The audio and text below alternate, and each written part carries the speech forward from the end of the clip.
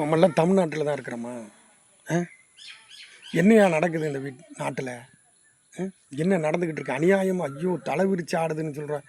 எல்லாமே என்னத்தை சொல்கிறேன் ஐயா? ஒரு சாதாரண ஒரு அவரெல்லாம் என்ன ஐயா வின்சனுங்கிறது அவரை பேச்செல்லாம் எடுத்து எல்லாம் பார்த்துருக்கீங்களா?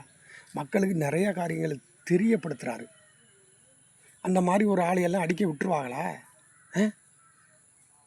நீ கையோங்கனால அவன் பேர் 1000 பேர் வந்து நின்றா 1000 பேர் பின்னாடி நிற்பாங்களா? நீ கை ஓங்குனால ஏன்னா நாங்கள்லாம் கூலி வேலை பார்த்துட்டு விவசாயம் எல்லாம் எங்களுக்கு என்ன தெரியுது? இந்த மாதிரி ஆளுகள் பேசும்போது ஆகா, இப்படி ஒரு அநியாயம் நடந்திருக்கு, இப்படியெல்லாம் நடந்திருக்கு இந்த நாட்டில். இது சொல்கிற தப்பாயா?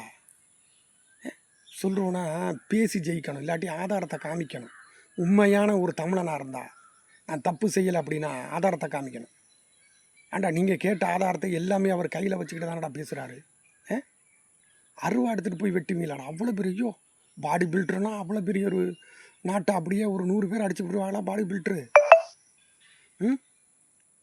வீட்டில் போயிட்டு அதுவும் என்னையா நடக்குது? ஒரு வீட்டில் சட்டப்படி எவ்வளோ பெரிய தப்பு தெரியுமா? ஒரு வீட்டில் போயிட்டு ஒருத்தனை அருவா எடுத்துகிட்டு வெட்ட போனால் அவனையெல்லாம் ஆயுசில் வெளியிலே வர முடியாத சட்டத்திட்டங்கள் இருக்குது. கண்டிப்பாக இது செய்யும் போலீஸு, செய்யாமல் இருக்காது. ஏன்னா அவர் ஒரு கவர்மெண்ட் வக்கீல், ஒரு வக்கீலுக்கு நடந்திருக்கு அந்த அநியாயம். இதுக்கு பின்னாடி 1000 பேர் இந்த வீடியோ இந்த மாரி 1000 பேர் ஷேர் பண்ணி 1000 பேர் பார்த்துக்கிட்டு இருக்கேன். அது ஒரு கோடி பேராக இருக்கும் போய் சேர்ந்துருக்கு நேரம். இப்படியெல்லாம் பண்ணாதீங்க. சீமான் நம்ம எல்லாம் அவ்வளோ மரியாதை.